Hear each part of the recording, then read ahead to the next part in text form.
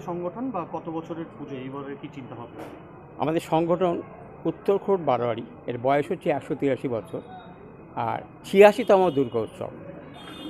আমরা এবারে প্যান্ডেলটা করেছি রাজবাড়ির আদলে। সামনেটা একটা রাজবাড়ির রূপ দেওয়া আছে, ভেতরটা আছে রাজবাড়ির দালান কোঠা যেটা হয়, এই দালান কোঠার ভেতরে যে রাজবাড়ির একটা নিদর্শন থাকে সেটাকেও তুলে ধরেছি। আমরা মাকে একটা শান্তির রূপ দেখেছি, যে মা হাতে অস্ত্র নেই কিন্তু শান্তির একটা ব্যাপার বার্তা নিয়ে এসেছে, যাতে সব কিছু শান্তিতে থাকে, সুস্থভাবে থাকে, সেই হিসেবে আমরা মায়ের রূপটাকে সেইভাবে তুলে ধরেছি। এবং যে ডেকোরেশনটা আছে দেখি 3 ডাইমেনশন একটা আঁকা আছে, সেই চিত্র, সেই 3 ডাইমেনশনের উপর ছবিটা করা আছে, তার উপর মায়ের এরকম একটা রূপ দেওয়া হয়েছে।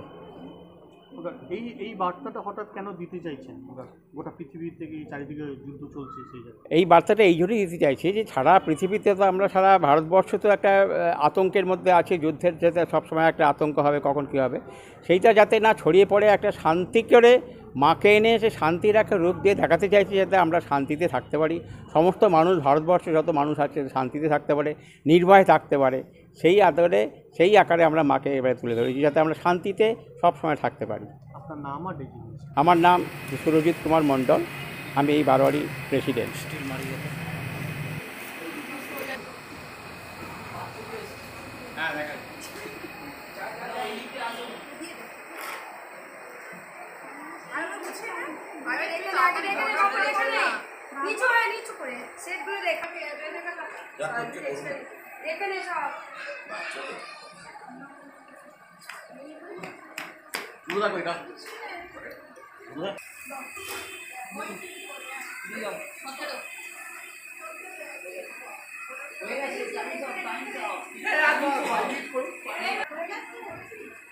ঠিক আছে।